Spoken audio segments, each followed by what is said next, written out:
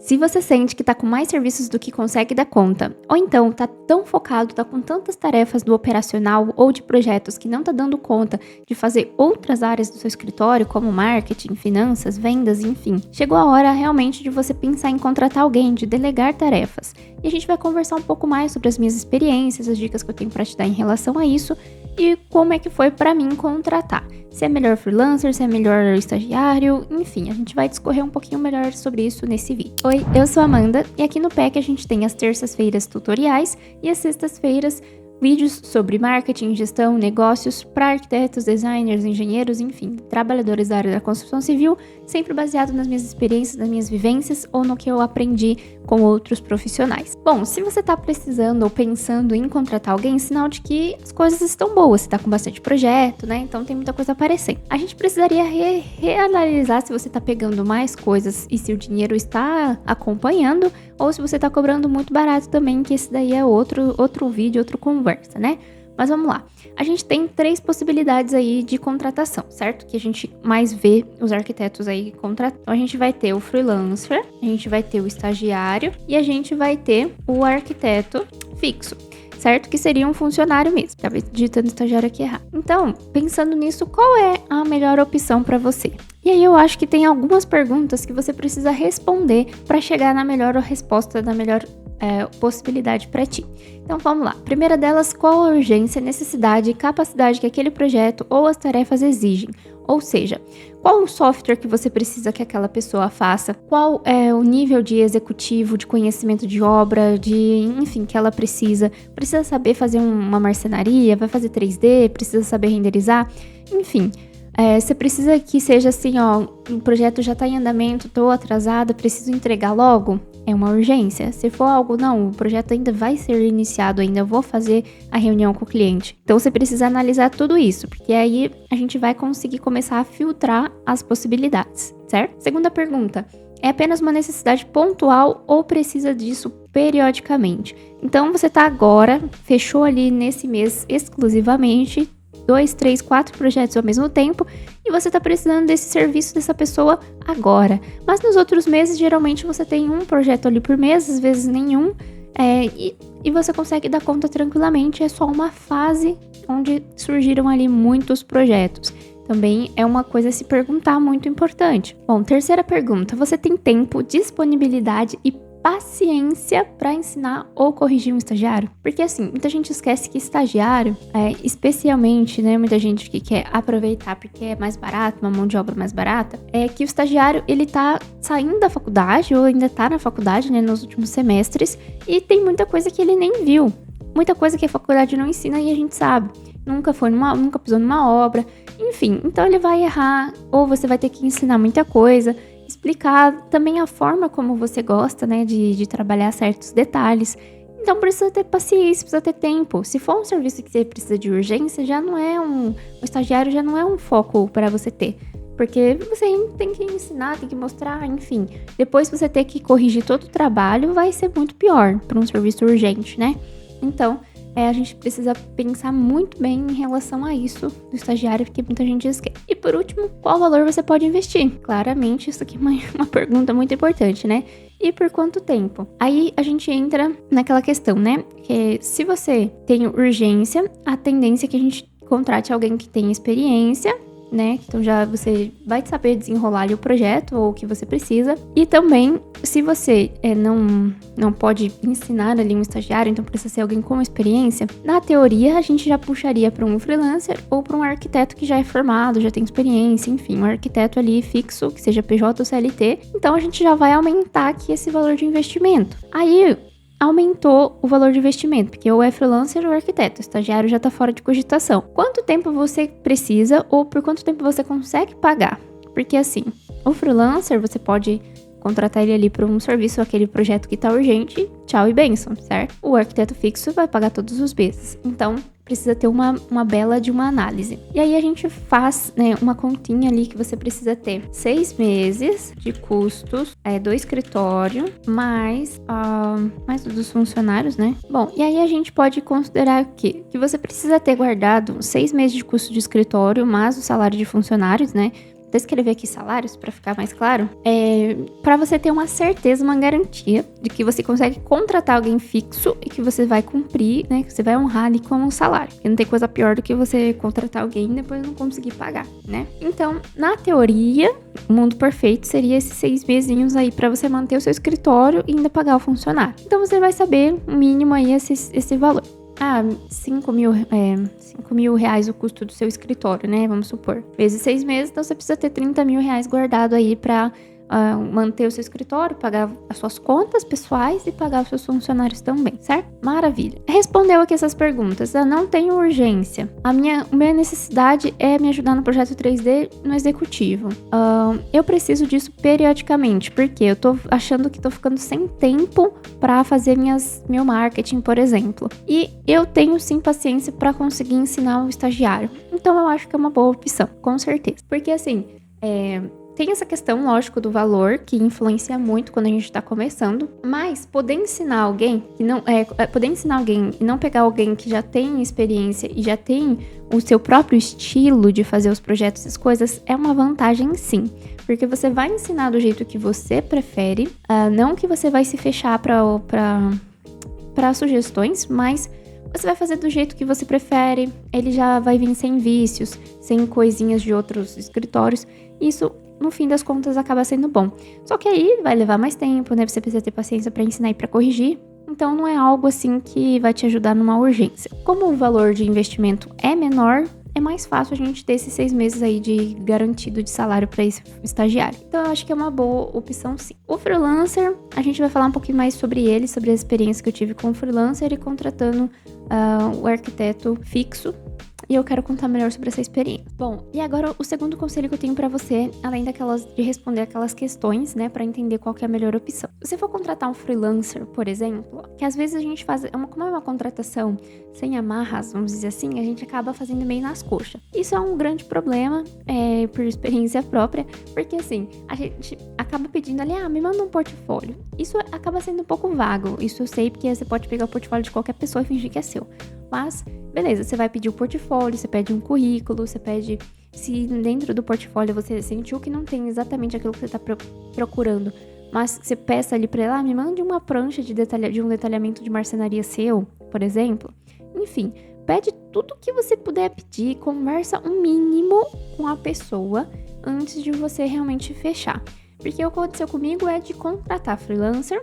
Um detalhe importante, se for muito barato também, muito diferente das outras pessoas, desconfie. Desconfie porque quem faz um serviço minimamente decente não cobra tão barato. Então, a não ser que a pessoa esteja desesperada, né? Mas, geralmente, a pessoa que faz um serviço bom não cobra tão barato assim. E então, você conversa minimamente com a pessoa. Porque o que aconteceu comigo é de contratar freelancer e eu ter que refazer ou o trabalho inteiro ou corrigir muito.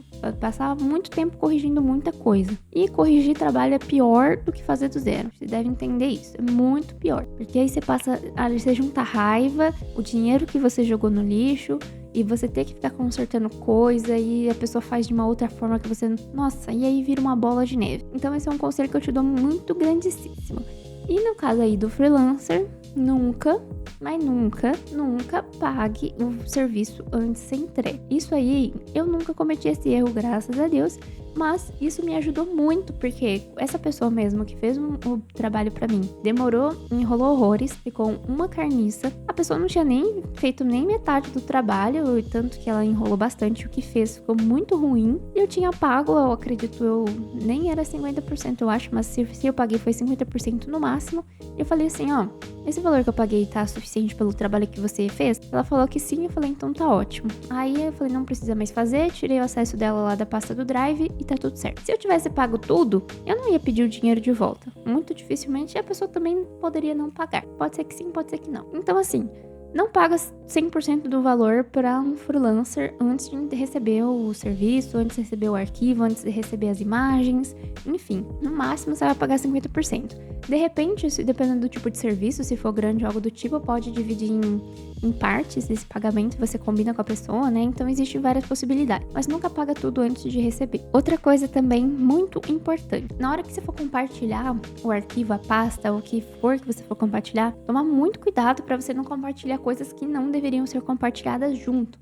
Então, por exemplo, você vai pegar e compartilhar a pasta daquele cliente. Não vai compartilhar a pasta do seu Drive inteiro, que tem todos os seus clientes ali dentro, e a pessoa vai poder acessar tudo. Isso aí é muito perigoso. A gente não, muitas vezes a gente não sabe quem é a pessoa. Então, acho que isso aí é uma dica muito valiosa. E outra coisa, se você for compartilhar a pasta do cliente, eu ainda prefiro, eu sempre crio separado documentos da pasta de projeto. Dentro da pasta de projeto do cliente, eu coloco foto do local, a medição, se eu fiz alguma medição, planta e um arquivo ali 3D, o arquivo do CAD de levantamento. Pronto, é isso que a pessoa tem acesso. O máximo que ela vai poder fazer é apagar as fotos, que eu posso ir lá na conversa no meu celular e pegar de novo. Agora, se você abre a pasta inteira, que a pessoa vai poder acessar o contrato, que tem as informações pessoais do cliente e coisa do tipo, não acho que é uma boa também. Tá? Então isso aí é um detalhe para se pensar, não sei como é que você faz por aí, mas é muito importante você tomar esse cuidado, que a gente nunca sabe a intenção da outra pessoa, ou alguma chateação básica a pessoa já quer te ferrar, então é melhor evitar. Antes de continuar contando as minhas experiências, eu te convido a conhecer meu e-book PEC Negócios da Faculdade ao Primeiro Cliente. É um e-book muito simples, onde em 10 capítulos eu divido alguns passos do que eu faria se eu saísse da faculdade, estivesse saindo da faculdade agora, por exemplo. Cada capítulo tem uma tarefinha para a pessoa fazer, então ela vai conseguindo, cumprindo, e lá no finalzinho tem um checklist para ver se ela conseguiu fazer as tarefinhas, as coisas. Além do mais, eu disponibilizo uns mais de 40 materiais, seja para projeto ou seja de gestão, planilhas, financeira, enfim, muitas coisas para a pessoa baixar e já ir aplicando e criando no seu próprio escritório, no seu próprio negócio. A ideia é que seja um e-book para quem está saindo da faculdade mesmo, ou de repente que saiu da faculdade recentemente, mas está no CLT e quer começar um negócio em paralelo, quer sair do CLT, enfim. É uma boa opção para você, tem um custo muito bacana também, então o link vai estar aqui na descrição se você quiser conhecer. Voltando a falar aqui sobre freelancer, eu tô tocando bastante nesse ponto do freelancer porque foi a maior experiência que eu tive de contratação foi com freelancer. Eu já fui muito freelancer e é muito mais comum a gente começar contratando freelancer. Muitos escritórios, né, fazem isso porque é mais barato assim, não tem os custos de impostos e tudo mais, e porque a gente, no começo, como a gente não tem muita estabilidade, a gente se sente mais seguro contratando freelancer ao invés de uma pessoa fixo. Então, assim, como eu falei, eu já tive casos de contratar freelancers que eu tive que fazer todo o trabalho, apagar o arquivo porque não servia nada do arquivo, ou consertar muita coisa. E aconteceu algumas vezes de, tipo, o dinheiro do projeto ir praticamente metade ou mais da metade, enfim, só para o freelancer. E nem às vezes, né, nem ele que fez o projeto inteiro, de fato, né? Tipo assim, a parte operacional inteira. Às vezes eu ainda tive que fazer coisa. Então, é importante a gente passar por essas experiências, por esses erros, pra gente aprender. Mas, uma experiência muito boa que eu tive foi... Eu o ano passado, né, tava procurando alguém para trabalhar comigo e eu optei por ir pela sua opção do estágio. Não tinha urgência ou não tinha problema em ensinar ninguém, né, enfim, corrigir trabalho nem nada. E aí eu decidi colocar nos grupos de arquitetura que eu participo que eu tava procurando um estagiário para trabalhar 4 horas por dia no estilo home office. Até porque eu trabalho home office também. Isso é um estilo que muita gente almeja, tá? Esse estilo home office, então... Se você trabalha em home office, pode ter certeza que muita gente quer ter um trabalho assim. Inclusive, no meu caso, o horário era totalmente flexível.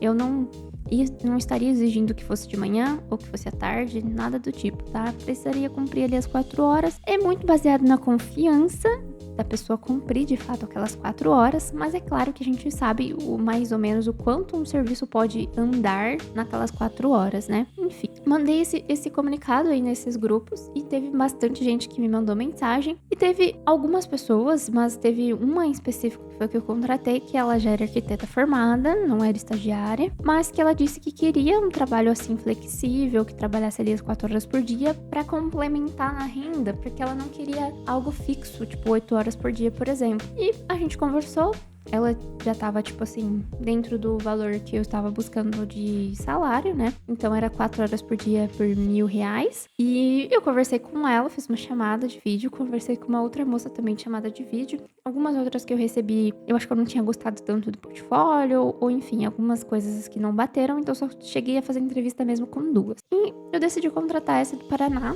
não sou de São Paulo, é do Paraná. E assim, foi uma experiência maravilhosa. Maravilhosa, maravilhosa, maravilhosa, porque embora tenha no comecinho ali algumas coisas que a gente precisava se ajustar, porque fazia um estilo diferente de, né, algumas coisas, por exemplo, aquele acabamento em cima do móvel, ou a base das coisas, enfim, esses detalhezinhos, qual a espessura do tamponamento que eu gosto de usar. Esses detalhes a gente vai ajustando, mas ela super se adaptou com o meu estilo de usar o Trello para organizar os projetos, enfim, deu tudo certo. A gente fechou o contrato de 3 meses, a gente fez um contrato de contratação de autônomo. Inclusive, dentro daquele pack do meu e-book lá de materiais está esse contrato que eu fiz baseado no Jus Brasil. E aí a gente fechou esses 3 meses, deu tudo certo. A gente fechou mais 3 meses e aí a gente aumentou a carga horária para 6 horas e aumentou para 1.600 o salário. E a gente continuou mais 3 meses. Depois a gente voltou para 4 horas de novo, porque caiu muita demanda de projetos. E infelizmente, o mês passado, agora que foi abril, eu dispensei ela porque a gente tava sem demanda. Inclusive, eu quero fazer um vídeo falando um pouco sobre isso, porque né, empreender, infelizmente, é uma montanha russa. E eu tô numa fase bem complicada agora com essa questão. Foi erros meus, né? O meu marketing, tipo assim, errei muito em algumas coisas. Mudei, fui fazer testes, mudei muito o que eu já tava fazendo, que já funcionava. Enfim, isso aí é papo pra outro vídeo. Mas eu quero dizer que essa foi uma experiência boa e, de repente, pode funcionar pra ti. Coloca nos grupos que você participa que você precisa de uma pessoa, vai trabalhar 4 horas por dia, fazendo, no meu caso era projetos 3D e detalhamento no layout, não fazia render. Eu que fazia os renders, mas ela fazia uns renders maravilhosos no 3ds Max, mas eu que fazia os renders mesmo. E no fim das contas deu certo, mesmo não sendo necessariamente estagiário. É uma pessoa que topou, né, fazer esse contrato aí de autônomo. Eu espero que essa experiência que eu trouxe, porque foi bem verdadeira, que eu poderia falar sobre contratação CLT e várias coisas, porque eu já estudei sobre isso, só que não seriam experiências minhas, porque eu nunca contratei ninguém como CLT. Mas eu espero que essa minha experiência, como contratando freelancer, por exemplo, ou contratando aí nesse formato de contrato com um salário fixo, te ajude de alguma forma, que faça você tomar a melhor decisão pra você. E se você tiver alguma experiência pra contar aqui nos comentários, fica à vontade, vai me ajudar, vai ajudar outras pessoas que estejam assistindo esse vídeo. Se eu tiver novas experiências, eu vou trazer um outro vídeo com certeza. Muito obrigada por assistir até aqui. Beijo, até o próximo vídeo.